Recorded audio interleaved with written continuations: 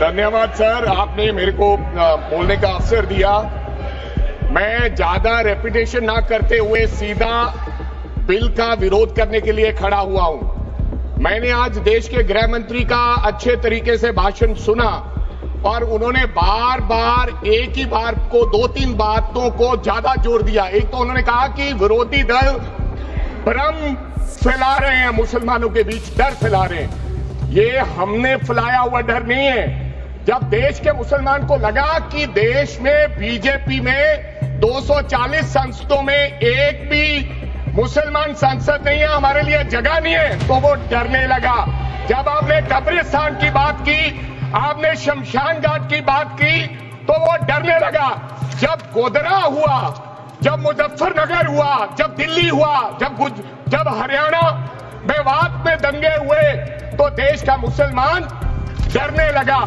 और फिर क्या कहा गृह मंत्री साहब ने? आज गृह मंत्री साहब ने कहा कि 2013 का बिल अगर नहीं आता, यूपीए नहीं लेकर आती, तो आज इस बिल की जरूरत नहीं थी।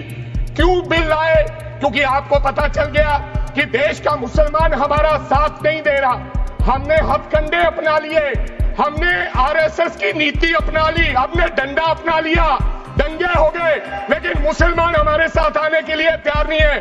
फिर आपको पता चला, आपने एक और आंकड़ा दिया, आपने कहा 1913 से 2013 तक केवल 18 लाख मुसलमानों का जमीन था और 2013 से अब तक 21 लाख और हो गया, यानी कि 39 लाख टोटल जमीन हो गया।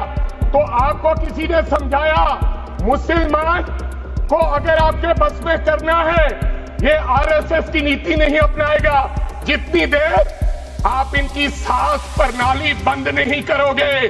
अगर वक्फ बोर्ड नहीं छीनोगे, अगर जमीनें नहीं छीनोगे, तब तक मुसलमान आपके सामने झुकने वाला नहीं है। जैसा आपने पंजाब में करने की कोशिश की, किसान झुका नहीं, पंजाब के लोग नहीं झुके, सिख नहीं झुके, तो आपने एमएसपी का झगड़ा आज तक डाला हुआ है कि किसान की सांस प्रणाली बंद कर दो तो पंजाब अपने आप झुक जाएगा। आर्थिक जब झुक जाएगा तो हमारी ईन मान लेगा और हमारे साथ आ जाएगा। आदरणीय सर, आपने बार बार कहा, आज गृह मंत्री साहब ने कहा गवर्नमेंट प्रॉपर्टी पर किसी का अधिकार नहीं है, पंचायत की जमीन कोई दान नहीं दे सकता है। मैं आपको इसके पीछे लोचा क्या है, इसके पीछे छुपा हुआ राज क्या है? 1947 में जब बंटवारा हुआ था, 47 से लेकर 1954 तक सारी प्रॉपर्टी गवर्नमेंट के नाम हो गई थी।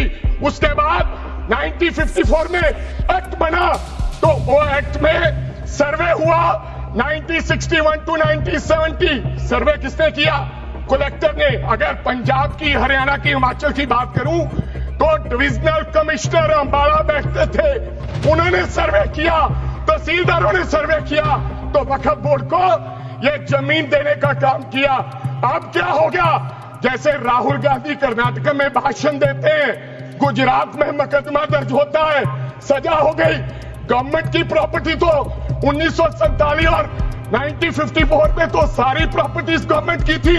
अब एक बंदा खड़ा होगा तो वो कहेगा कि यहां पर ये गवर्नमेंट की प्रॉपर्टी है, डिस्प्यूट होगा, तो आप वक्फ बाय यूजर का अधिकार खत्म कर दोगे कि ये तो जमीन गवर्नमेंट की थी, आप उसकी जमीन छीन लोगे। फिर आपने कहा लिमिटेशन एक्ट की बात कर रहे हैं आप, और किसी धार्मिक स्थानों पर तो लिमिटेशन एक्ट लागू नहीं होता, इनके ऊपर क्यों? आप जानबूझकर इनको अपनी लात के नीचे से दबाना चाहते हो, इनकी छाती पर चढ़ना चाहते हो, जानबूझ के मुसलमान को मारना चाहते हो, जानबूझ के इस देश में मिनॉरिटीज को खत्म करना चाहते हो। इसको एक्सपांस कर देना, जानबूझ के मारना चाहते हैं मुसलमान को, फिर और लोगों पे होगा। और लास्ट आपने कहा प्रैक्टिसिंग मुस्लिम, एक आपने और कंडीशन लगा दी लास्ट कि 5 साल प्रैक्टिस मुस्लिम होना चाहिए, वो दान दे सकता है। मैं सरदार हूं, और ऐसी कई उदाहरणें हैं पंजाब के अंदर। अगर किसी मुस्लिम के पास कब्रिस्तान नहीं था तो सरदारों ने अपनी जमीन देके कब्रिस्तान बनाए। ये कौन सा अधिकार है कि मैं किसी को चीज दान देना चाहता हूं? और इसको कौन बताएगा? रिजू साहब ये बताएंगे कि ये प्रैक्टिसिंग मुस्लिम है या नहीं है? ये सरासर अन्याय है।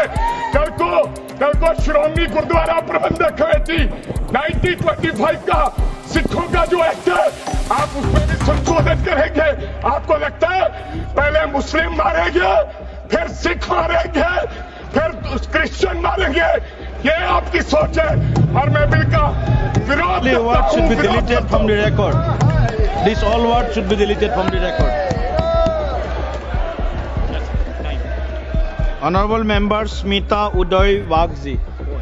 सच्ची और निष्पक्ष खबरों के लिए हमसे जुड़े और YouTube पर मार्खोर INS को सब्सक्राइब करें और Facebook पर इंडियन न्यूज सोर्स को फॉलो करना न भूलें और हमें अपने समर्थन की ताकत बनाएं।